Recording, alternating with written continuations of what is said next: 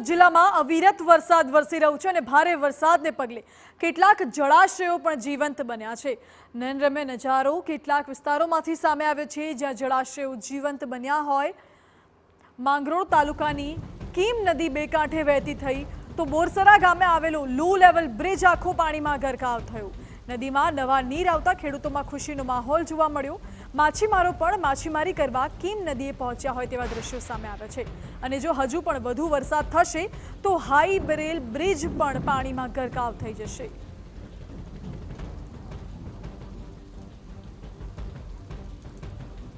ગુજરાત સહિત સુરત જિલ્લામાં છેલ્લા 3 દિવસથી ધોધમાર વરસાદ વરસી રહ્યો છે। દક્ષિણ ગુજરાતના અલગ અલગ જિલ્લાઓમાં ધોધમાર વરસાદ વરસતા ખેડૂતો ખુશખુશાલ થઈ ગયા છે અને જે જળાશયો છે તે ફરી જીવંત થયા છે। જળાશયોમાં હાલ નવા નીરની આવક થઈ રહી છે। ત્યારે હાલ આપણે છીએ સુરત જિલ્લાના માંગરોળ તાલુકાના મોટા બોરસરા ગામ ખાતે। મોટા બોરસરા ગામની હદમાં જે કીમ નદી પસાર થાય છે આ કીમ નદી હાલ બે કાંઠે વહી રહી છે। દ્રશ્યમાં તમે જોઈ શકો છો કે કીમ નદીમાં નવા નીર આવ્યા છે। માંગરોળ અને માંડવી તાલુકામાં ધોધમાર વરસાદ વરસતા તે પાણી હાલ કીમ નદીમાં આવ્યા છે જેને લઈને કીમ નદી બે કાંઠે થઈ છે।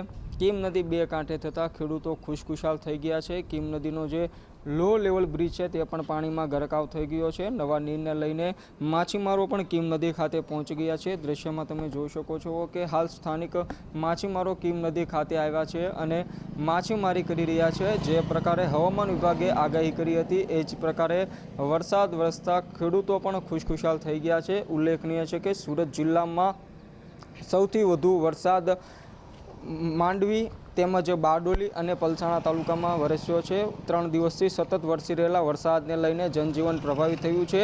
જો હજુ ઉપરવાસમાં વધુ વરસાદ વરસ્યો તો કીમ નદીનો હાઈ બેરલ બ્રિજ પણ પાણીમાં ગરકાવ થઈ જશે જેને લઈને બોરસરાથી બીજા ગામનો સીધો સંપર્ક તૂટી જશે। મેહુલ ભોકળવા, TV9 સુરત। તો આ તરફ નવસારી